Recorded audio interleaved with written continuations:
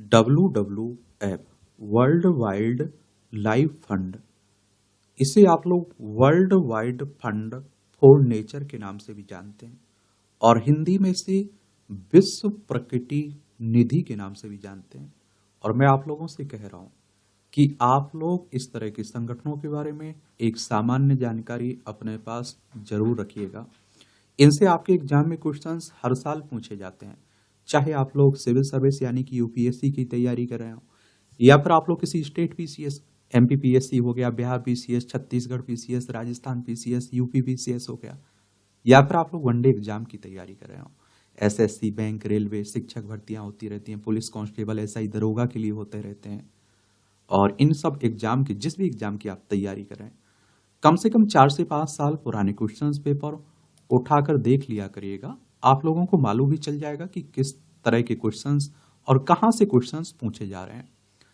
तो आज हम लोग world wide fund for nature के बारे में, इस संगठन के बारे में एक सामान्य चर्चा कर लेते हैं, सामान्य जानकारी देख लेते हैं। और इसकी स्थापना की अगर पूछे ना आप लोगों से कि इसकी स्थापना कब हुई थी, तो आप लोगों को 29 अप्रैल 1961 आपको याद रखना है। और इसका हेडक्वार्टर आप लोगों को ग्लैंड, स्विट्जरलैंड में देखने को मिलेगा। कहां? स्विट्जरलैंड में। अब देखिए, ये हमारी प्यारी पृथ्वी है, इसमें आप देखिए हमारा प्यारा भारत है, यहां आप लोगों को स्विट्जरलैंड देखने को, देखिए ये है आपका स्विट्जरलैंड, ठीक है, इसी की बात हो रही है। World wide fund for nature की स्थापना 29 अप्रैल 1961 को हुई थी और मूल रूप से इसकी स्थापना विश्व वन्यजीव कोष के रूप में की गई थी। और WWF की स्थापना का विचार ब्रिटिश नागरिक विक्टर स्टॉलन और सर जूलियन हक्सले ने दिया था।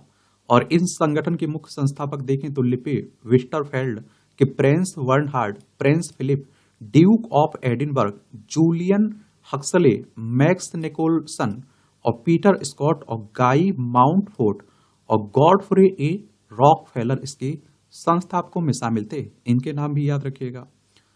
WWF के संस्थापक दस्तावेज को मॉर्गेज मैनिफेस्टो के नाम से जाना जाता है, क्योंकि इसका पहला कार्यालय मॉर्गेज स्विट्जरलैंड में खोला गया था। और वर्तमान में आप लोगों को बताया ना, इसका हेडक्वार्टर आपको स्विट्जरलैंड के ग्लैंड में देखने को मिलेगा। प्रसिद्ध विशाल जो पांडा होता है ना, WWF का लोगो आप लोगों को देखने को मिलेगा। अब WWF द्वारा कौन कौन सी रिपोर्टें जारी की जाती हैं, इन रिपोर्टों के बारे में भी याद रखें, प्रीलिम्स में कई बार क्वेश्चंस पूछ लेता है। तो लिविंग प्लेनेट रिपोर्ट WWF के द्वारा ही जारी की जाती है। लिविंग प्लेनेट इंडेक्स भी इसी के द्वारा जारी किया जाता है। इकोलॉजिकल फुटप्रिंट कैलकुलेशन विकासित भी इसी के द्वारा किया जाता है। विश्व वन्यजीव कोष WWF का मिशन वक्तव्य क्या है, इस वक्तव्य को भी याद रखिए। मिशन वक्तव्य किसी भी कंपनी या फिर संगठन का आधिकारिक उद्देश्य होता है। WWF का मिशन वक्तव्य है प्रकृति का संरक्षण करना और पृथ्वी पर जीवन की विविधता के लिए सबसे गंभीर खतरों को कम करना। वन्यजीव संरक्षण में WWF की भूमिका पृथ्वी के प्राकृतिक पर्यावरण के क्षरण को रोकना और एक स्थायी भविष्य का निर्माण करना है, और जिसमें मनुष्य प्रकृति के साथ सद्भाव में रह सके। अगर हम लोग WWF के कार्यों की बात करें तो विश्व वन्यजीव कोष मुख्य रूप से निम्नलिखित 6 क्षेत्रों में काम करता है, जिसमें जलवायु हो गई, भोजन हो गया, वन, ताजा पानी, समुद्र और आप देखिए वन्य जीवन शामिल है। यह दुनिया भर में लोगों और संगठनों और सरकारों के सहयोग से कई डोमेन में कई परियोजनाएं चलाता है। WWF बाघों, हाथियों, गोरिल्ला, विशाल पांडा, समुद्री कछुए, ध्रुवीय भालू, गैंडे और व्हेल की प्रजातियों के संरक्षण को प्राथमिकता भी देता है। और संगठन की विभिन्न परियोजनाओं का उद्देश्य पृथ्वी के प्राकृतिक पारिस्थितिकी तंत्र के क्षरण को रोकना, एक ऐसे भविष्य की स्थापना करना जिसमें मनुष्य प्रकृति के साथ शांति से रहे।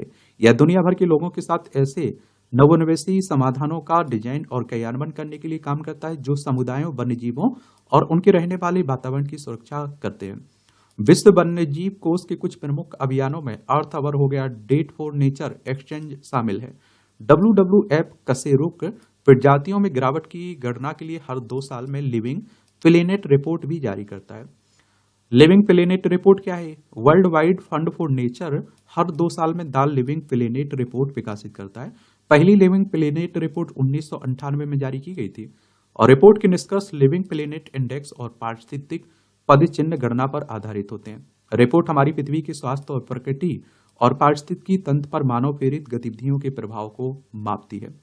लिविंग प्लेनेट इंडेक्स क्या है?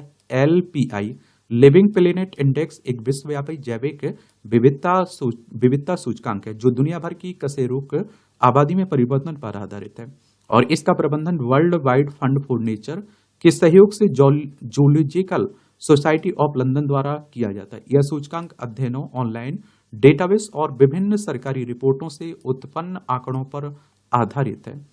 और अर्थ आवर विश्व वन्यजीव कोष फॉर नेचर की एक वार्षिक पहल है। इसकी शुरुआत 2007 में हुई थी और दुनिया भर के नागरिकों को अपने स्थानीय समय के क्षेत्र के अनुसार रात 8:30 से 9 बजे तक अपनी लाइटें बंद करने के लिए प्रोत्साहित करने के लिए हर साल मार्च के आखिरी शनिवार को अर्थ आवर मनाया जाता है।